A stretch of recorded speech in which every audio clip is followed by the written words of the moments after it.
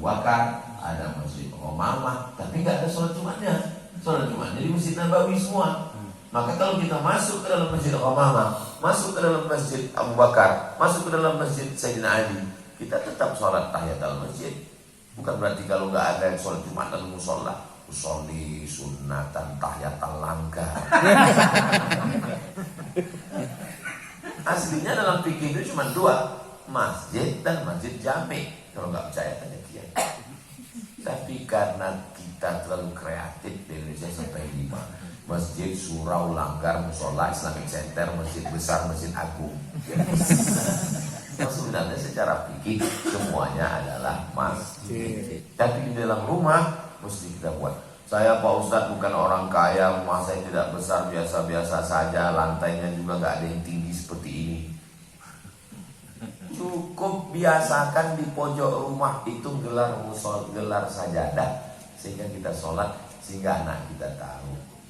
Ketika kita sudah mati, meninggalkan rumah, meninggal dunia, dia ingat itu dulu tempat bapak saya, ibu saya sholat.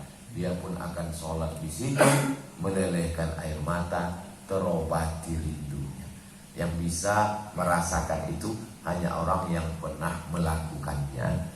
Ibunya sudah meninggal, di tempat ibunya meninggal itu dia ambil sajadah, dia sholat, terobati rasa rindu seperti hati yang kering disiram air basah kembali.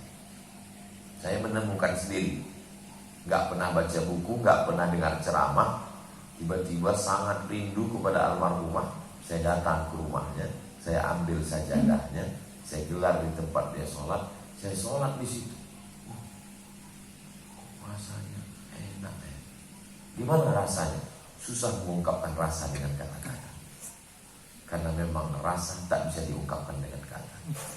Kata terlalu miskin untuk mewakili rasa. Andai kuungkapkan apa yang kurasakan saat ini, maka suami yang mencoba merangkai kata untuk mewakili rasa, pasti istrinya akan bilang bohong. Cobalah bapak coba untuk merangkai kata, lalu ngomong ke istrinya, oh my darling, saya akan mencintaimu 1000 tahun lamanya. Kata istrinya, bohong. 50 tahun aja udah kena dia ketenangan. Alladzi waswisu fi sudur. Sudur itu di sini, bukan di sini. Setan berbisiknya tidak di sini. Yang berbisik di sini teman sama istri. Kalau yang berbisik di sini setan. Alladzi waswisu fi sudur.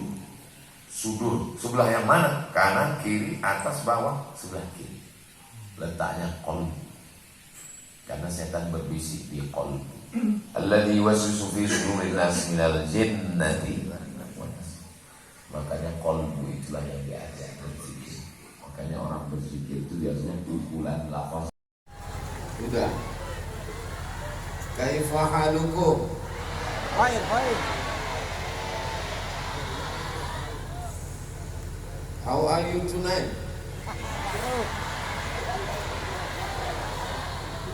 Pripun kabare? Sae. Alhamdulillahi rabbil alamin. Allahumma salli ala sayyidina Muhammad wa ala alihi wa sahbihi wa man tabi'ahu ila yaumiddin. Hadratul muhtaramin wal mukarramin wa akhussu bidzikri fadilatu Kiai Ahmad Mu'in Siraj, Kiai Muhammad Wajdi Siraj beserta para kiai alim ulama pimpinan pondok pesantren, para pejabat, hadirin hadirat, muslimin muslimat, mukminin mukminat, solihin solihat, muslihin muslihat yang belum kawin dan belum sunat. Semua yang berhadir ini dimuliakan Allah Subhanahu wa ta'ala. Amin ya rabbal alamin. Ketika Allah ingin menciptakan manusia, apa kata malaikat? Ataj'alu fiha man yufsidu fiha wa yasfikud dima. Untuk apa kau ciptakan mereka ya Allah? mereka hanya akan membuat kerusakan, mereka hanya akan menumpahkan darah, berkelahi, berperang. Tidak ada satupun yang memperbaiki dunia. Ternyata mereka salah. Dunia menjadi baik. Kenapa dunia menjadi baik? Karena ada yang memperbaiki. Siapa yang memperbaiki? Al-Islah Jenggawa. Islah itu diambil dari 3 huruf. Shad, lam, ha. Ibu yang mengandung selalu minta anak shad, lam, ha. Rabbi habli minas sholihin. Mudah-mudahan anak-anak kita, suami-suami ibu semuanya soleh. Amin. Ada satu, semua bilang amin. Ada satu ibu-ibu diam lagi. Temannya tanya, sampean kok menang? Kamu kok diam? Dia bilang saya sudah dapat. Loh, kok yakin sudah dapat? Rupanya nama suaminya Pak Soleh.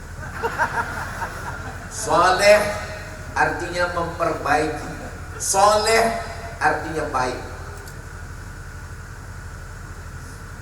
Saya disuruh mundur supaya wajah saya kelihatan putih.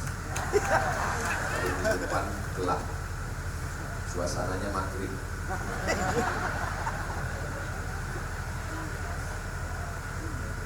Saya kurang suka kalau sedang tausiah itu disela. Kenapa? Karena mesti diulang lagi dari awal. Saleh baik untuk dirinya sendiri, tapi ada yang lebih hebat daripada saleh adalah muslih, memperbaiki dunia, memperbaiki kawan sahabat, memperbaiki alam semesta. Salaha yasluhu sulhan salihun, aslaha yuslihu islahan muslihun. Mana yang lebih baik? Tentu yang lebih baik muslim. Kenapa? Karena dia berasal dari Islam. Mudah-mudahan doakan supaya Ustaz Somad beserta anak keturunan semua menjadi orang-orang yang tidak hanya sekedar soleh, tapi juga bisa memperbaiki orang, memperbaiki umat, memperbaiki bangsa, memperbaiki negeri, insyaallah. Amin ya rabbal. Tahun 1991 maka ada seorang hamba Allah, dibukakan Allah pintu hidayah, mendirikan pondok pesantren Al-Islah yang tahun 2024 ini sudah 33 tahun. Ustaz tahu dari mana? Kan diputar tadi filmnya. Tapi Ustaz kan gak nonton, saya lihat walaupun layarnya jauh. Maka saya amat sangat merasa terhormat malam ini pada milad yang ke-33 pondok pesantren Al-Islah Jenggawa saya hadir. Mudah-mudahan saya termasuk bagian dari keluarga besar pondok pesantren Jenggawa.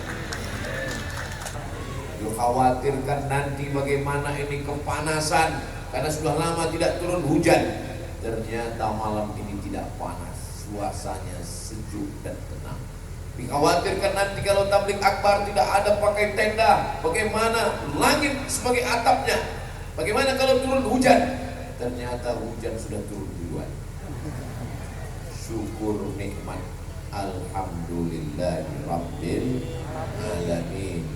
Alhamdulillah wa syukrulillah wala haula wala quwata illa billahil aliyyil. Saya biasa kalau tausiah itu pakai angka-angka. Ulang tahun pondok yang ke-5, 5 pelajaran. Ulang tahun pesantren yang ke-7, 7 butiran hikmah. Ulang tahun pesantren yang ke-33. Banyak sekali sampai 70 selesai. Islah, perbaikan, setidaknya ada 3 yang mesti diperbaiki. Kenapa 3? Karena 33. Saya ambil ujungnya aja. Yang pertama adalah islahul aqidah, memperbaiki aqidah. Ini pokok pangkal yang pertama. Walaupun amalmu banyak, walaupun perbuatan baikmu selangit, tapi kalau akidah tidak benar, apa kata Allah? La in asyrakta, kalau engkau syirik, la yahbatanna amaluka, maka hancur semua amalmu. Maka puncak kedatangan Nabi Muhammad sallallahu alaihi wasallam mengajarkan islahul akidah, perbaikan akidah. Qul huwallahu ahad, Allahus Allah esa tunggal tidak berbilang. Ma khatara bi balik fallahu laisa kadzalik. Apa yang terlintas di hati dan pikiranmu, maka Allah tidak seperti itu. Jangan sangka Abu Jahal, Abu Lahab dan abu-abu lainnya itu mereka tidak beribadah. Mereka beribadah, guys. Jangan sangka mereka tidak bertuhan. Mereka bertuhan, mereka beribadah. Mana buktinya Abu Jahal, Abu Lahab itu beribadah? Buka kitab Sofiur Rahman Al-Mubarakfuri dari India. Nama bukunya Ar-Rahiq Al-Maktum. Menang Nobel lomba menulis sejarah sirah Nabi Muhammad SAW. 150 negara ikut lomba. Yang menang bukan dari Saudi Arabia, yang menang bukan dari Mesir, yang menang bukan dari Maroko, yang menang dari India. Syekh Sofiur Rahman Al-Mubarakfuri. Apa kata dia dalam buku itu? Ketika Nabi Muhammad sallallahu alaihi wasallam datang ke kota suci Makkah Al-Mukarramah, menghancurkan berhala-berhala dalam Ka'bah, di atap Ka'bah, keliling Ka'bah, jumlahnya 360 patung. Artinya apa? Orang kafir musyrik paling rajin ibadah. 360 itu kalau disembah satu hari satu, setahun baru selesai. Patung dari batu, dari besi, dari perak, dari perunggu, sampai ada yang dari roti gandum. Roti gandum dicampur dengan minyak sapi. Setelah itu kemudian dibentuk gambar Tuhan manusia yang sedang duduk. Mereka sembah, oh Tuhan. Dan ketika perut mereka lapar, mereka cuil. Mohon maaf ya Tuhan, lagi lapar. Maka disebut mereka sebagai musyrik. Kenapa musyrik? Karena mereka menyembah kepada selain Allah. Apakah mereka tidak tahu tentang Allah? Tahu. Wala in sa'altahum man khalaqas samawati wal ard. Kalau kamu tanya kepada mereka siapa yang menciptakan langit dan bumi, la yaqulunna Allah. Mereka tahu yang menciptakan langit dan bumi adalah Allah. Wala in sa'altahum man anzala minas samai ma'a. Kalau kamu tanya kepada mereka siapa yang menurunkan air hujan dari langit, la yaqulunna Allah. Mereka menjawab Allah. Wala in sa'altahum man khalaqahum. Kalau kamu tanya kepada mereka siapa yang menciptakan kamu, mereka menjawab Allah. Tapi di samping itu tetap mereka menyembah selain Allah. Lata, Uzza, Manat, Hubal, Jibti, Tawud, Naham. Begitu banyaknya Tuhan. Kita punya pepatah, lain padang, lain belalang, lain kampung, lain patah, lain tetap. Lain padang, lain belalang, lain lubuk, lain ikannya. Orang kafir musyrik tidak begitu. Lain kampung, lain Tuhannya. Tuhan di sini namanya Lata, Tuhan di sini namanya Uzza, Tuhan di sini namanya Hubal, Tuhan di sini namanya Manat. Ada satu kampung, nama kampungnya Bani Ghifar. Di kampung Bani Ghifar ini nama Tuhannya Naham. Jadi khusus. Hanya masyarakat Bani Ghifar saja yang menyembah Naham. Siapa nama Tuhannya? Naham. Jangan kasih nama anak Naham, nanti disembah orang Bani Ghifar. Datanglah seorang laki-laki dari Bani Ghifar membawa susu kambing sebagai persembahan kepada Tuhan Naham. Oh Naham, pagi ini aku kasih engkau susu kambing. Setelah itu dia berpejam mata berdoa, tolong perkenankan segala doa-doaku wahai Naham, karena aku sudah beri engkau susu kambing, berikanlah aku nikmat pagi ini, jauhkan aku dari segala musibah. Begitu dia buka matanya, susu kambingnya sudah habis, diminum anjing. Ada seekor anjing di depan patung itu yang meminum air susu kambing. Dia pun terbodoh. Setelah selesai minum, anjing itu mengangkat kakinya sebelah, ngising. Dia pun mengeluarkan, mohon maaf ya, mengeluarkan air seninya, mengencingi patung berhala itu. Laki-laki ini termenung, air susunya diminum, dia tidak bisa membela dirinya. Dia dikencingi, dia pun tidak bisa membela dirinya. Kenapa dia diam saja? Kalau begitu dia bukan Tuhan. Dia tidak bisa menolak mudarat, dia tidak bisa mendatangkan manfaat. Kalau begitu dia tidak layak disembah. Akhirnya dia berpikir dan dia pun mencari agama yang benar.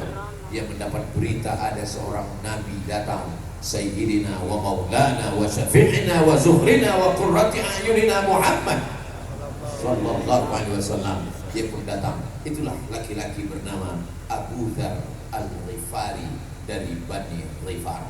Jadi seandainya orang mau berpikir saja sejenak seperti Abu Dzar, tanpa ketemu Nabi pun dia pasti mendapatkan kebenaran. Kedatangan Nabi untuk menjelaskan secara detail. Makanya dalam Quran dikatakan afala ta'qilun. Kenapa kamu tidak menggunakan akal pikiran? Beda kita dengan ayam bukan pada otak. Belah kepala ayam ada otaknya. Belah kepala kambing ada otaknya. Belah kepala ikan ada otaknya. Belah kepala kita ada juga. Yang membedakan kita dengan binatang bukan otak, tapi akal. Mudah-mudahan kita semua diberikan Allah akal yang sehat, insyaallah. Amin ya rabbal. Siapa yang wajib beribadah? Yang berakal, baligh berakal. Wajib sholat, muslim baligh berakal. Wajib puasa, muslim baligh berakal. Pak Ustaz, suami saya nggak sholat, berarti belum berakal. Pak Ustaz, istri saya nggak sholat, berarti belum berakal. Atau waktu Tuhan bagi akal, dia nggak hadir. Mudah-mudahan anak-anak kita yang berada di Pondok Pesantren Al-Islah sehat badannya, sehat akalnya, sehat jasmaninya, sehat rohaninya. Mereka menjadi alumni yang akan melanjutkan tongkat estafet perjuangan memperbaiki bangsa, insyaallah. Amin ya rabbal alamin. Yang pertama, islahul aqidah. Orang yang bicara tentang Islam tidak bisa ditabrakkan dengan nasionalisme. Siapa yang bicara tentang Islam berarti dia anti Pancasila. Siapa yang bicara Pancasila berarti dia anti Islam. Ini orang tidak belajar sejarah. Kenapa? Karena Pancasila diambil dari saripati Al-Quran dan Sunnah Rasulullah Sallallahu Alaihi Wasallam. Itulah dia sila yang pertama, ketuhanan yang Maha Esa, satu, tunggal, tidak berbilang. Ketuhanan yang Maha Esa, Tuhan yang mana? Penjelasannya buka pembukaan preambul Undang-Undang Dasar 1945. Dengan ini bangsa Indonesia menyatakan kemerdekaannya. Indonesia merdeka atas pertolongan rahmat Allah Subhanahu wa taala dan keinginan bangsa Indonesia yang luhur. Dengan ini menyatakan kemerdekaannya. Kita merdeka atas rahmat Allah. 7 November kan juga mesti kan. Tak pernah saya mempermalukan orang. Kapan? Nah, nggak tahu kan. Itu namanya menikmati stres orang lain. Kapan Hari Pahlawan? 10 November. Bagaimana 10 November? Mereka rela mati. Mereka mengatakan lebih baik putih tulang daripada putih mata. Lebih baik kami mati masuk ke dalam tanah daripada mata kami melihat penjajah Belanda. Siapa yang rela mati, meninggalkan rumahnya, meninggalkan kebunnya, meninggalkan anak istrinya, yang rela mati? Orang yang tauhidnya sudah lurus, yang belajar akidah yang benar, bahwa orang mati syahid tidak merasakan sakratul maut. Orang yang mati syahid tidak merasakan azab kubur. Orang yang mati syahid tidak merasakan hisab, langsung masuk ke dalam surga. Itulah yang membuat mereka berjuang hingga negeri ini merdeka. Kenapa 10 November bergejolak perlawanan? Karena 18 hari sebelum itu, 22 Oktober, keluar resolusi jihad oleh para ulama dari pondok pesantren mengeluarkan resolusi jihad. Keluarlah perintah berjihad. Orang yang berada di negeri ini wajib berjihad. Yang berjihad itu hanya orang yang benar akidahnya, la ilaha illallah Muhammadun Rasulullah sallallahu alaihi wasallam. Maka ketika bergejolak gerakan G30 September Partai Komunis Indonesia, yang paling banyak mereka cari adalah ulama. Kenapa? Karena ulama inilah sarang perlawanan. Yang mereka obrak-abrik adalah pondok pesantren. Karena di pondok pesantren lah mereka belajar akidah yang benar. Wujud tidak baqa mukhalafatu lil hawadisi. Udah. Kaifa halukum? Fire, fire. How are you tonight? Pripun kabare? Sae. Alhamdulillahi rabbil alamin. Allahumma shalli ala sayyidina Muhammad wa ala alihi wa sahbihi wa man tabi'ahu ila yaumiddin. Hadratul muhtaramin wal mukarramin wa akhussu bidzikri fadilatu Kiai Ahmad Mu'in Siraj, Kiai Muhammad Wajdi Siraj beserta para kiai alim ulama, pimpinan pondok pesantren, para pejabat, hadirin hadirat, muslimin muslimat, mukminin mukminat, solehin solehat, muslihin muslihat yang belum kawin dan belum sunat. Semua yang berhadir ini dimuliakan Allah Subhanahu wa taala. Amin ya rabbal alamin. Ketika Allah ingin menciptakan manusia, apa kata malaikat? Ataj'alu fiha man yufsidu fiha wa yasfikud dima. Untuk apa kau ciptakan mereka ya Allah? Mereka hanya akan membuat kerusakan. Mereka hanya akan menumpahkan darah, berkelahi, berperang. Tidak ada satupun yang memperbaiki dunia. Ternyata mereka salah. Dunia menjadi baik. Kenapa dunia menjadi baik? Karena ada yang memperbaiki. Siapa yang memperbaiki? Al-Islah Jabgawa. Islah itu diambil dari 3 huruf. Shad, lam, ha. Ibu yang mengandung selalu minta anak. Shad, lam, ha. Rabbi habli minas sholihin. Mudah-mudahan anak-anak kita, suami-suami ibu semuanya soleh. Amin.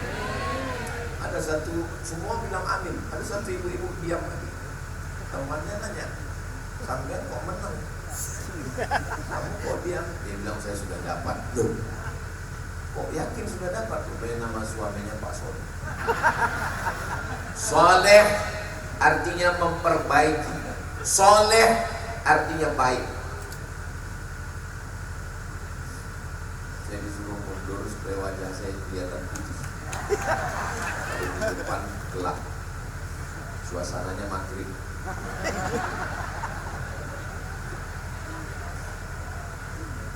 Saya kurang suka kalau sedang tausiah itu disela. Kenapa? Karena mesti diulang lagi dari awal. Saleh baik untuk dirinya sendiri, tapi ada yang lebih hebat daripada saleh adalah muslih, memperbaiki dunia, memperbaiki kawan sahabat, memperbaiki alam semesta. Salaha yasluhu sulhan salihun, aslaha yuslihu islahan muslihun. Mana yang lebih baik? Tentu yang lebih baik muslim. Kenapa? Karena dia berasal dari Islam. Mudah-mudahan doakan supaya Ustaz Somad beserta anak keturunan semua menjadi orang-orang yang tidak hanya sekedar soleh, tapi juga bisa memperbaiki orang, memperbaiki umat, memperbaiki bangsa, memperbaiki negeri, insya Allah. Amin ya Rabbal. Tahun 1991 maka ada seorang hamba Allah, dibukakan Allah pintu hidayah, mendirikan pondok pesantren Al-Islah yang tahun 2024 ini sudah 33 tahun. Ustaz tahu dari mana? Kan diputar tadi filmnya. Tapi Ustaz kan nggak nonton, saya lihat walaupun layarnya jauh. Maka saya amat sangat merasa terhormat malam ini pada milad yang ke-33 pondok pesantren Al-Islah Jenggawah saya hadir. Mudah-mudahan saya termasuk bagian dari keluarga besar pondok pesantren Jenggawah. Khawatirkan nanti bagaimana ini kepanasan karena sudah lama tidak turun hujan. Ternyata malam ini tidak panas, suasananya sejuk dan tenang. Dikhawatirkan nanti kalau tabligh akbar tidak ada pakai tenda, bagaimana langit sebagai atapnya, bagaimana kalau turun hujan. Ternyata hujan sudah turun duluan. Syukur nikmat, alhamdulillahi rabbil alamin. Alhamdulillah wa syukrulillah wa la haula wa la quwata illa billahil aliyyil. Saya biasa kalau tausiah itu pakai angka-angka. Ulang tahun pondok yang ke-5, 5 pelajaran. Ulang tahun pesantren yang ke-7, 7 butiran hikmah. Ulang tahun pesantren yang ke-33. Banyak sekali sampai baru selesai. Islah, perbaikan, setidaknya ada 3 yang mesti diperbaiki. Kenapa 3? Karena 33. Saya ambil ujungnya aja.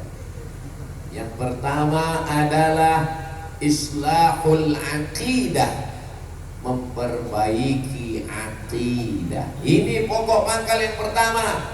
Walaupun amalmu banyak, walaupun perbuatan baikmu selangit, tapi kalau akidah tidak benar, apa kata Allah? La in asyrakta, kalau engkau syirik, la yahbatanna amaluka, maka hancur semua amalmu. Maka puncak kedatangan Nabi Muhammad SAW mengajarkan islahul akidah, perbaikan akidah. Qul huwallahu ahad, Allahus Allah esa tunggal tidak berbilang. Ma khatara bi balik fallahu laisa kadzalik. Apa yang terlintas di hati dan pikiranmu, maka Allah tidak seperti itu. Jangan sangka Abu Jahal, Abu Lahab dan Abu lainnya itu mereka tidak beribadah, mereka beribadah, guys. Jangan sangka mereka tidak bertuhan, mereka bertuhan, mereka beribadah. Mana buktinya Abu Jahal, Abu Lahab itu beribadah? Buka kitab Sofiur Rahman Al-Mubarakfuri dari India. Nama bukunya Ar-Rahiq Al-Maktum, menang Nobel lomba menulis sejarah sirah Nabi Muhammad SAW. 150 negara ikut lomba. Yang menang bukan dari Saudi Arabia, yang menang bukan dari Mesir, yang menang bukan dari Maroko, yang menang dari India. Syekh Sofiur Rahman Al-Mubarakfuri. Apa kata dia dalam buku itu? Ketika Nabi Muhammad SAW datang ke kota suci Makkah Al-Mukarramah, menghancurkan berhala-berhala dalam Ka'bah, di atap Ka'bah, keliling Ka'bah, jumlahnya 360 patung. Artinya apa? Orang kafir musyrik paling rajin ibadah. 360 itu kalau disembah 1 hari 1, setahun baru selesai.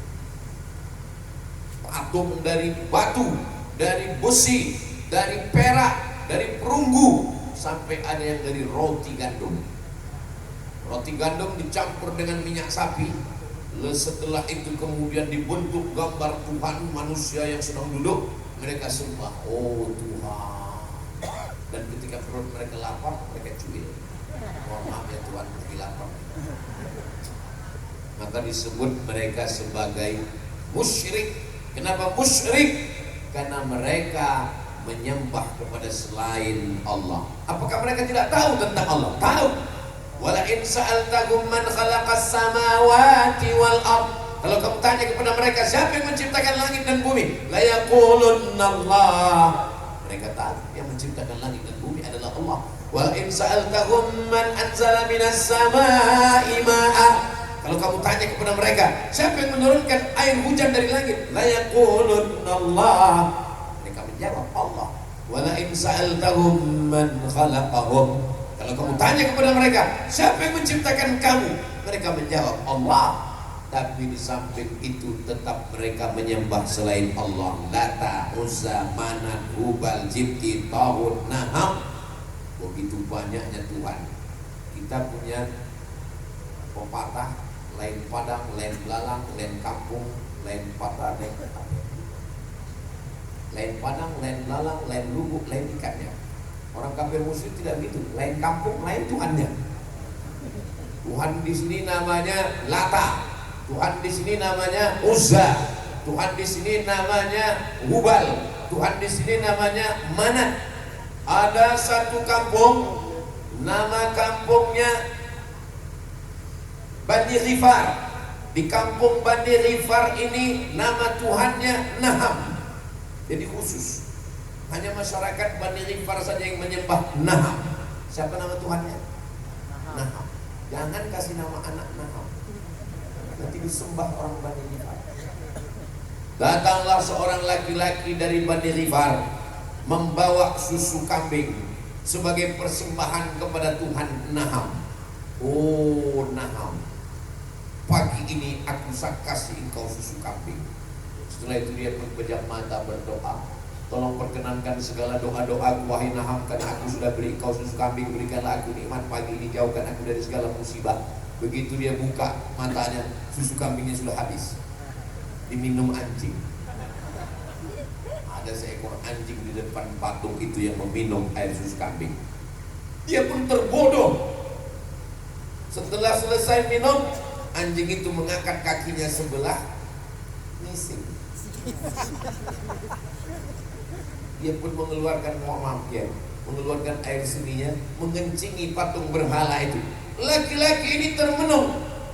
Air susunya diminum, dia tidak bisa membela dirinya. Dia dikencingi, dia pun tidak bisa membela dirinya. Kenapa dia diam saja? Kalau begitu dia bukan Tuhan. Dia tidak bisa menolak mudarat, dia tidak bisa mendatangkan manfaat. Kalau begitu dia tidak layak disembah. Akhirnya dia berpikir dan dia pun mencari agama yang benar. Dia mendapat berita ada seorang nabi datang, Sayyidina wa Maulana wa Syafi'ina wa Zuhrina wa Qurrati A'yunina Muhammad sallallahu alaihi wasallam. Dia pun datang. Itulah laki-laki bernama Abu Dzar Al-Ghifari dari Bani Ghifar. Jadi seandainya orang mau berpikir saja sejenak seperti Abu Dzar, tanpa ketemu Nabi pun dia pasti mendapatkan kebenaran. Kedatangan Nabi untuk menjelaskan segala detail. Makanya dalam Quran dikatakan afala ta'qilun. Kenapa kamu tidak menggunakan akal pikiran? Beda kita dengan ayam bukan pada otak. Belah kepala ayam ada otaknya. Belah kepala kambing ada otaknya. Belah kepala ikan ada otaknya. Belah kepala kita ada juga. Yang membedakan kita dengan binatang bukan otak, tapi akal. Mudah-mudahan kita semua diberikan Allah akal yang sehat, insyaallah. Amin ya rabbal. Siapa yang wajib beribadah? Yang berakal, baligh berakal. Wajib sholat, muslim baligh berakal. Wajib puasa, muslim baligh berakal. Pak Ustaz, suami saya nggak sholat, berarti belum berakal. Pak Ustaz, istri saya nggak sholat, berarti belum berakal. Atau waktu Tuhan bagi akal, dia nggak hadir. Mudah-mudahan anak-anak kita yang berada di Pondok Pesantren Al-Islah sehat badannya, sehat akalnya, sehat jasmaninya, sehat rohaninya. Mereka menjadi alumni yang akan melanjutkan tongkat estafet perjuangan memperbaiki bangsa, insyaallah. Amin ya rabbal alamin. Yang pertama, islahul aqidah.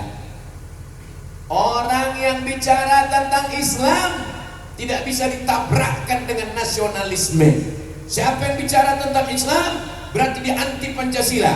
Siapa yang bicara Pancasila berarti dia anti Islam. Ini orang tidak belajar sejarah. Kenapa? Karena Pancasila diambil dari saripati Al-Quran dan Sunnah Rasulullah Sallallahu Alaihi Wasallam. Itulah dia sila yang pertama, ketuhanan yang Maha Esa, satu, tunggal, tidak berbilang. Ketuhanan yang Maha Esa, Tuhan yang mana? Penjelasannya buka pembukaan preambul Undang-Undang Dasar 1945.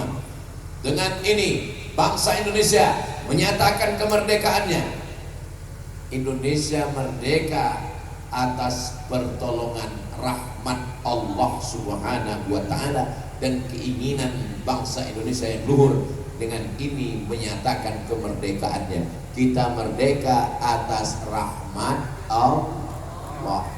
7 November kan juga mesti kan. Tak pernah saya mempermalukan orang. Kapan hari pelawak? Kapan? Oh, enggak tahu kan. Itu namanya menikmati stres orang lain. Kapan hari pahlawan? 10 November. Bagaimana 10 November? Mereka rela mati. Mereka mengatakan lebih baik putih tulang daripada putih mata. Lebih baik kami mati masuk ke dalam tanah daripada mata kami melihat penjajah Belanda. Siapa yang rela mati, meninggalkan rumahnya, meninggalkan kebunnya, meninggalkan anak istrinya, yang rela mati? Orang yang tauhidnya sudah lurus, yang belajar akidah yang benar, bahwa orang mati syahid tidak merasakan sakratul maut. Orang yang mati syahid tidak merasakan azab kubur. Orang yang mati syahid tidak merasakan hisab, langsung masuk ke dalam surga. Itulah yang membuat mereka berjuang hingga negeri ini merdeka. Kenapa 10 November bergejolak perlawanan?